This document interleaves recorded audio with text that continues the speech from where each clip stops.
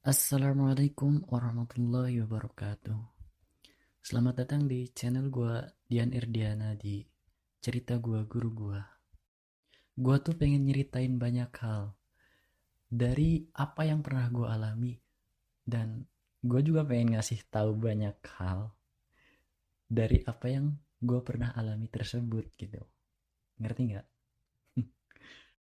Jadi kayak peribahasa yang bilang bahwa pengalaman itu adalah guru yang terbaik. Oke, jadi gue mau ceritain dari mana ya? Oh, dari minggu lalu. Dari kita minggu lalu ketika gue libur. Terus gue keluar tuh bareng ibu kos di sini. Orang Jepang. Ya udah obasang lah. Obasang. Nenek-nenek. Kayaknya masih umur 50-an lah gitu. Tapi kan emang nenek-nenek ya. Nah, gue keluar jalan-jalan. Nggak jalan-jalan sih. Gue keluar ke kota sebelah Koriyama gitu. Jadi kalau dari sini ke sana tuh sekitar 1 jaman lah. Nah, di jalan itu gue ngobrolin banyak hal bareng dia gitu. Kayak kasus corona yang saat ini lagi hangat-hangatnya itu. Sampai tiap hari berita itu corona terus. Terus kayak ya angkatan gue lah ngomongin orang Indonesia, ngebandingin orang Indonesia sama orang Jepang gitu kayak gimana. Dan sepanjang jalan itu gue merhatiin banget, kelihatan banget loh bedanya orang Jepang sama orang Indonesia. Misalnya ya, gue kan berangkatnya pakai mobil tuh. Yang nyetir sih ya Obasang itu gitu. Nah, tiap ada persimpangan, kalau nggak ada lampu merahnya, itu berhenti. Orang Jepang itu pasti berhenti. Lihat kanan kiri. Jadi mereka tuh lihat kanan kirinya tuh nggak pas ini loh, nggak pas sambil jalan terus lihat kanan kiri, enggak, tapi mereka itu maju sampai ada garis putih itu baru berhenti, baru lihat kanan kiri. Bedanya itu jadi kalau orang sini tuh mau di kanan kirinya ada mobil atau enggak, mereka tuh tetap berhenti. Kan kalau di Indonesia ya, gue lihat sendiri kalau di persimpangan itu ada persimpangan, kalau emang di kanan kirinya nggak ada mobil, maju terus kan, gitu kan? Ya nggak? Iya, gue juga dulu kayak gitu. Tapi kalau di sini tuh nggak. Mereka tuh kalau meskipun nggak ada, terus emang di persimpangan itu ada tulisan tomare. Tomare itu artinya berhenti. Bentuk perintah warna merah itu pelang tomare.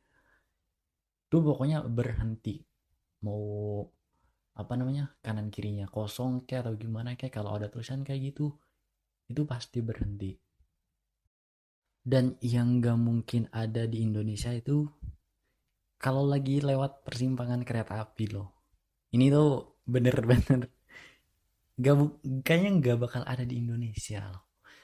Jadi tuh kalau mau lewat persimpangan kereta api ya, itu kan kereta api atau datangnya paling cuma 30 menit sekali atau sejam sekali ya. Terus kalau mau datang juga pasti ada palang pintunya itu nutup kan.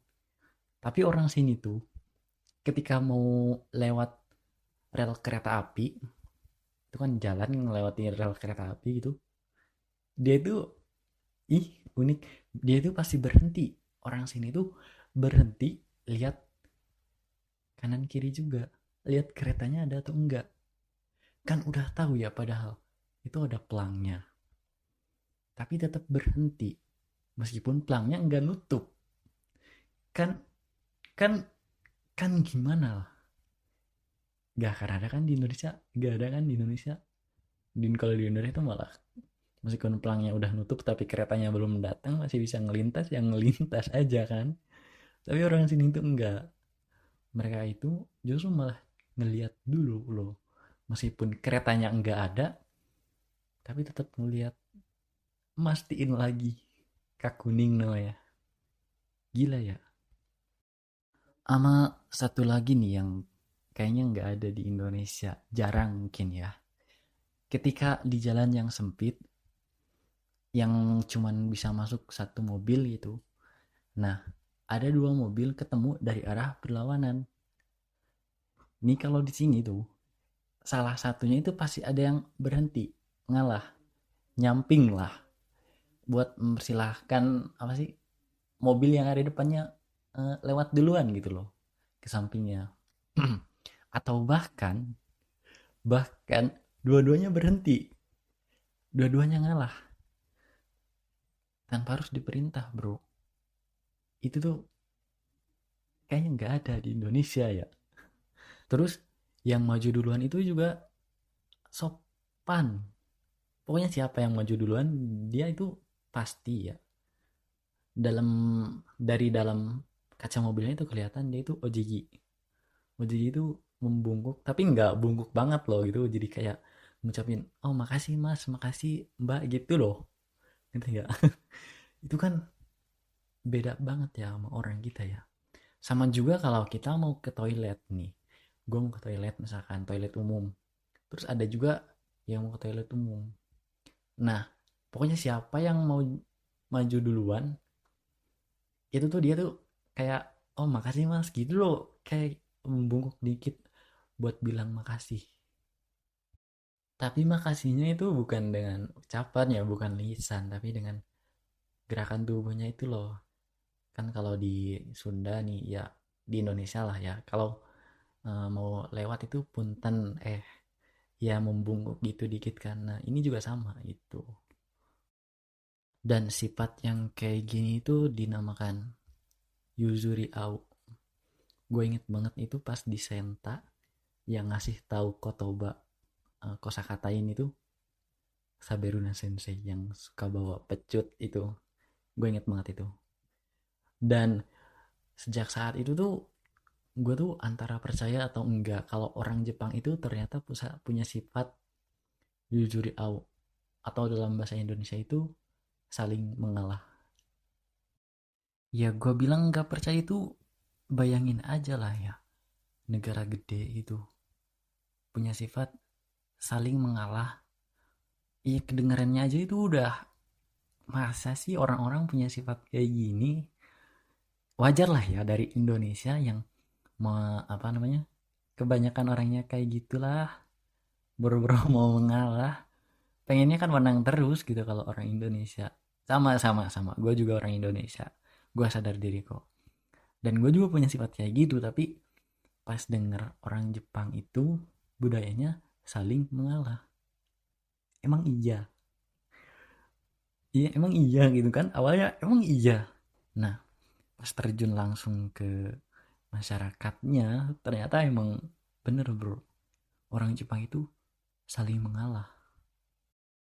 Setelah gue menyaksikan dan merasakan sendiri bagaimana orang Jepang itu kesehariannya gimana, punya sifatnya kayak gimana, salah satunya tadi Yuzuri Ao saling mengalah, sama orang Jepang itu punya tingkat kesadaran diri yang tinggi lah ya. Ya makanya punya sifat kayak gitu saling mengalah itu. Kalau dibandingin dengan orang Indonesia yang tiap orangnya pengen,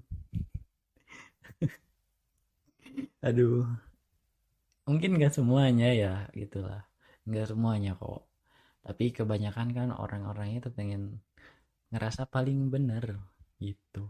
Mungkin gue juga ngomong kayak gini lu bilang ngerasa paling bener, gue kan orang Indonesia juga bro. Gitulah ya. Tapi gue belajar juga ya dari sifat orang Jepang yang satu ini loh, yang saling mengalah itu gue bayangin kalau misalkan orang Indonesia tiap orangnya punya sifat kayak gini dengan kesadaran diri yang tinggi, wow, bagus banget. Asli. Dan itu jadi salah satu harapan gue, semoga orang Indonesia bisa kayak gini ya Allah suatu hari nanti juga, amin.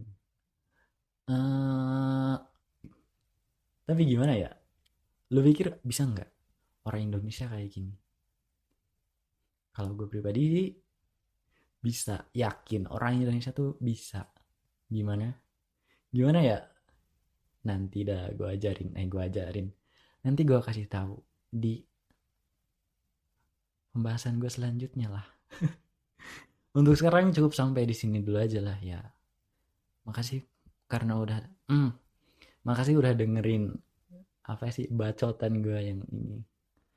Terima kasih udah meluangkan waktunya. Jangan lupa buat share kalau emang bermanfaat buat kalian. Insya Allah bermanfaat juga buat orang lain. Terima kasih dan wassalamualaikum warahmatullahi wabarakatuh.